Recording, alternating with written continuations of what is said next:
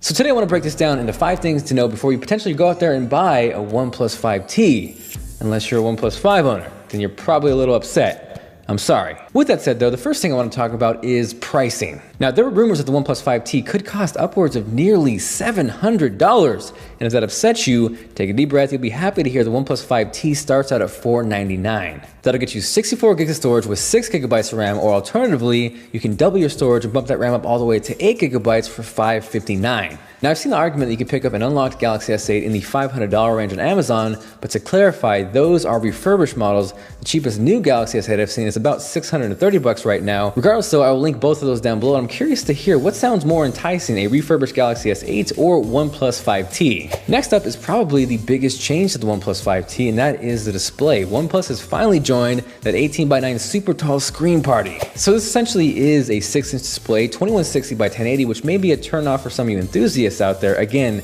given the price point, I think the screen looks fantastic, and if you need more resolution, you can hop up to a Galaxy S8 or even the fan favorite, the LG B30. What's nice with this though is if you stack it up side by side against the OnePlus 5, the form factor really hasn't changed. You are just getting a taller display. Because of the display though, you do lose the fingerprint reader on the bottom that effectively is moved towards the back in a much better location than the Galaxy S8 or Note 8. It's right smack in the middle and it works really well. Now at the event, OnePlus was not shy to take shots at Google and their Pixel 2 display issues, and for those curious about the OnePlus 5T, I have not seen any blue shipped on this phone. It looks fantastic, and again, the only potential drawback for some of you out there is it's a 1080p display. Now from there, the third thing to talk about is the camera, or dual cameras rather. It still features a 16 and 20 megapixel sensor just like the OnePlus 5 did, but what's kind of weird is that secondary lens is no longer a telephoto lens. It's the same exact focal length, the same exact aperture, and from what I understand, OnePlus is claiming that the secondary lens is going to be a low light lens, so when it knows you're in a lower light situation, it's going to opt to use that one instead.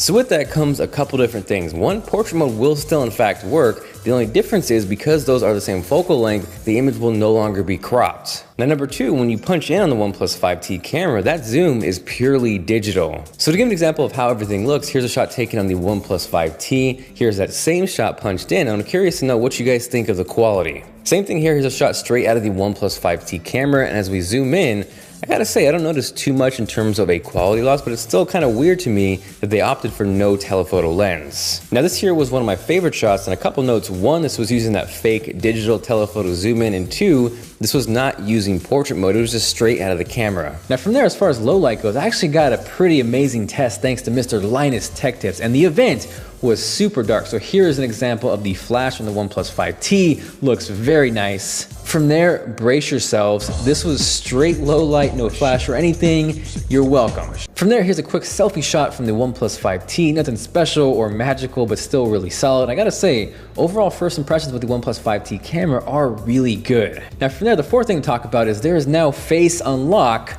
Love the name, now on the OnePlus 5T. From what I can tell, OnePlus is not banking on this being the primary form of security on this phone, especially because you can only use it to unlock things. As far as purchases go, you must use your fingerprint to do those. With that said though, setup was insanely fast, and I think the unlock process may be even faster. No joke, you literally pick up the phone, hold it up to your face, and you are in the phone. So is Face Unlock a game changer on the OnePlus 5T? Nope, but it is a super fast and convenient way to get into the phone, and for those who still want that trusty fingerprint reader, you get the best of both worlds. Now the last thing I want to talk about is the OnePlus 5T isn't that much different than the OnePlus 5. The weird part is the OnePlus 5 was not released that long ago, so I'm sure some of you out there who just bought that phone gotta be feeling a little left out in the dark. They did this last year with the OnePlus 3 and 3T, so it's kind of setting a track record to not buy the first iteration of the phone. The other kind of weird part too is it's so late in the year, we're getting closer to the Galaxy S9, or Samsung's probably gonna call it the Galaxy S10. Either way though, it's really late in the year. And from there, I'm curious to know what you guys think of this. Now at the event, OnePlus kind of defended this